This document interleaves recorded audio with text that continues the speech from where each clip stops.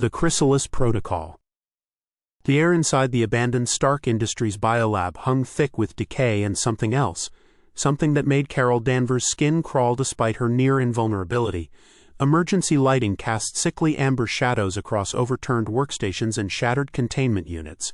She moved through the facility with predatory grace, her enhanced senses cataloging every detail. The metallic tang of spilled chemicals, the wet sound of something organic dripping in the darkness, and underneath it all, a low thrumming that seemed to emanate from the building's very bones. "Friday, status report," she whispered into her comm unit. The AI's voice crackled with static interference. "Multiple biosignatures detected, Captain Danvers. Warning: energy patterns suggest non-terrestrial origin. Recommend immediate evacuation and orbital bombardment." Carol's jaw tightened. "Not an option. There are 3 missing researchers in here somewhere." She rounded a corner and froze. The wall ahead pulsed with veined, translucent sacs, each one roughly the size of a beach ball. Within their amber depths, dark shapes writhed with purposeful movement. Recognition hit her like a physical blow. She'd encountered these nightmare eggs once before, in the far reaches of space where the brood had nearly consumed an entire star system. "How did they get to Earth?" she muttered, then keyed her comm. "Nick Fury, this is Carol. We have a Class Omega situation. The brood are here." Static answered her. Then, from somewhere deeper in the facility came a sound that raised every hair on her neck. A wet, chittering laugh that held far too much intelligence. Carol's fists ignited with photonic energy as she pressed forward. The corridor branched into a central laboratory, its domed ceiling stretching 3 stories overhead. What she found there defied even her considerable experience with cosmic horrors. Dr. Sarah Chen hung suspended in a web of organic cables 20 feet above the floor, her body convulsing as something moved beneath her skin. Her lab coat had been dissolved away by acidic secretions, revealing the horrific modifications that had been made to her anatomy. Where her spine should have been, a segmented carapace gleamed wetly in the emergency lighting. "Carol?" Sarah's voice carried across the chamber, barely recognizable. "Thank God, you have to help me." "I'm getting you down from there," Carol called back, launching herself upward with controlled bursts of energy. "No," Sarah's scream echoed off the walls. "Don't touch me, it's changing me. I can feel it rewriting my DNA cell by cell. The pain is..." She convulsed again, and Carol heard the sickening crack of bones restructuring themselves. A shadow moved in her peripheral vision. Carol spun, photonic blasts already forming, but nothing was there. Just the wall of eggs, which seemed somehow larger than before. "The others," Sarah gasped. "Dr. Williams, Dr. Park, they're in the sub-basement. The Queen, she took them first, made them into her children." The thrumming sound intensified, and Carol realized it wasn't coming from the building at all. It was coming from the eggs themselves, a collective heartbeat that synced with the facility's emergency lighting. Each pulse sent ripples through the translucent membranes, and the shapes inside grew more agitated. "Sarah, listen to me," Carol said, hovering just out of reach of the organic webbing. "I'm going to get you out of here, but I need you to tell me everything. How long have you been here? How did this start?" Sarah's laugh held no humor. 3 days or 3 weeks. Time moves differently when you're becoming something else. We found the asteroid fragment in the Antarctic ice. Millions of years old, they said. A perfect specimen for genetic analysis. Her head lolled to one side, revealing compound eyes that reflected Carol's energy glow. Perfect indeed. The eggs were dormant until we provided the right conditions. Heat, humidity, and human DNA to template against. One of the eggs behind Carol pulsed brighter, and she heard the unmistakable sound of cracking shell. "They're hatching," Sarah whispered. "She's been waiting for you, Carol. The Queen knew you'd come. Cosmic energy, it's what they need to complete their metamorphosis." The first egg split open with a wet tearing sound. What emerged defied classification, part insect, part human, part something altogether alien. It stood 8 feet tall on powerful hind legs, its torso a fusion of human anatomy and chitinous plating. Where Dr. Williams's face should have been, multifaceted eyes gleamed with malevolent intelligence above mandibles that clicked with hunger. "Hello, Carol," it said in Williams's voice, though the words emerged as a harmonic buzz. "We've been expecting you." More eggs cracked open in sequence, disgorging creatures that retained just enough human characteristics to be recognizable as the facility's missing staff. But their proportions were wrong, elongated and twisted into arthropod configurations that made Carol's enhanced vision blur with revulsion. "You cannot save her," the Williams thing continued, gesturing at Sarah with an arm that bent at too many joints. "The chrysalis process is irreversible. She will soon join our collective consciousness, as will you." Carol's response was a concentrated photon blast that vaporized the creature's head. The body stood for a moment, swaying, before collapsing in a spray of luminescent ichor. The remaining brood-human hybrids chittered in unison, a sound like breaking glass mixed with dying screams. "That was unnecessary," Sarah called down, though her voice now carried the same harmonic quality. "We could have been so much more together, Carol. Imagine, human tenacity and innovation combined with brood resilience and hive intelligence. We could have solved every problem facing the galaxy." "Some problems aren't meant to be solved," Carol replied, charging her energy reserves to maximum. "They're meant to be stopped." The hybrids moved with inhuman coordination, flowing across the walls and ceiling like liquid nightmares. Carol met their charge head-on, her photonic blasts carving through chitinous armor and revealing the pulsing organs beneath.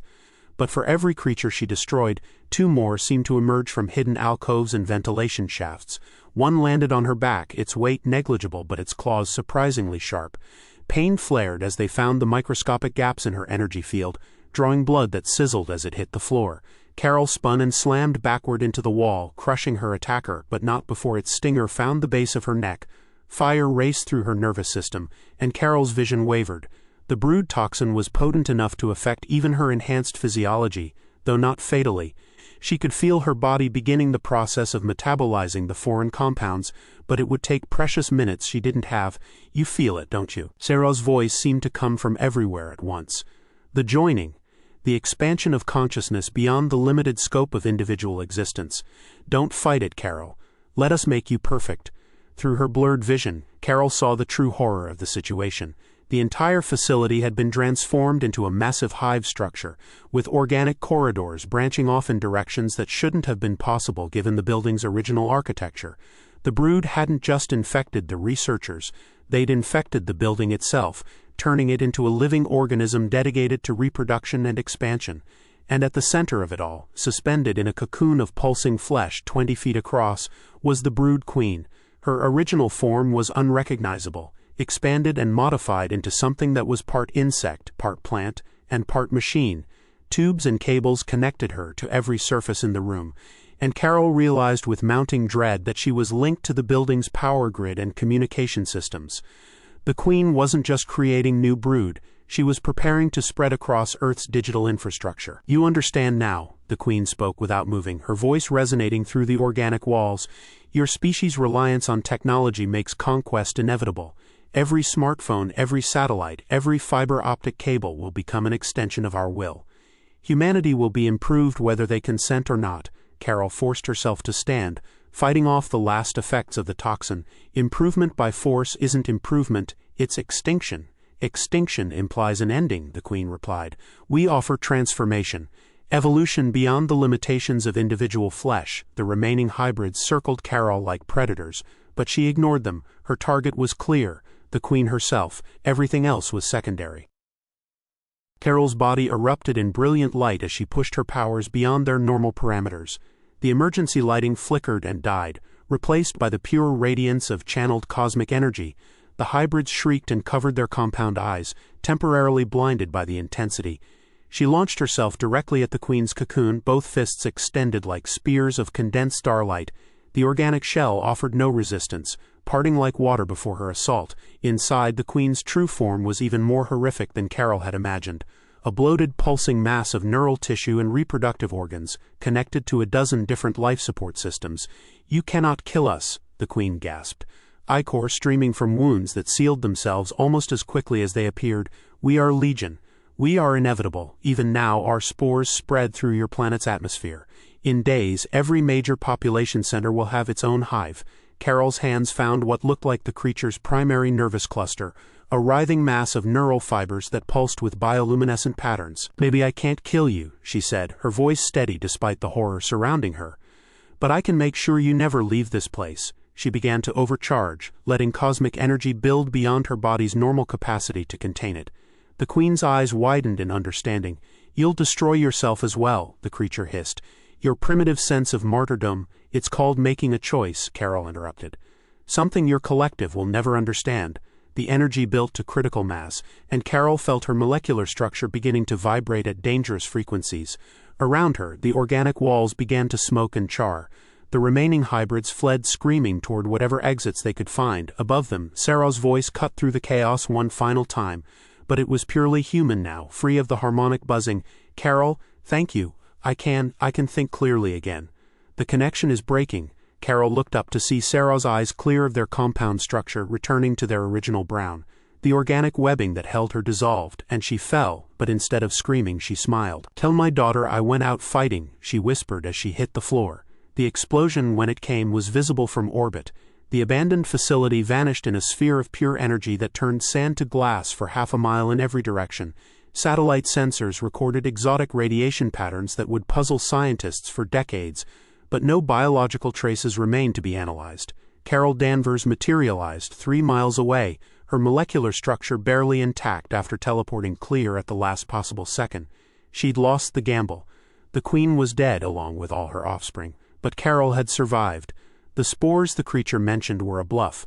The brood queen had been too focused on the immediate transformation to begin atmospheric dispersal. As she stood in the desert darkness watching the last electromagnetic pulses fade from the explosion site, Carol's comm unit crackled back to life. "Captain Danvers, this is Friday. Biosignatures are negative. Recommend site quarantine for the next 50 years minimum." "Agreed," Carol replied. Then added quietly, "Log it as a gas explosion, industrial accident. The families of the researchers deserve closure, not nightmares." She took one last look at the glass crater that had been her battlefield, then lifted off into the star-filled sky. Somewhere out there, other brood queens were spreading their influence across distant worlds, but Earth for now remained free. The war between individual choice and collective consciousness would continue among the stars, as it had for eons. But tonight, choice had won a small victory in a forgotten corner of the Mojave Desert, paid for in human courage and cosmic fire. And in the silence that followed, the desert began its ancient work of reclaiming what had been disturbed grain by grain, until nothing remained but glass and memory.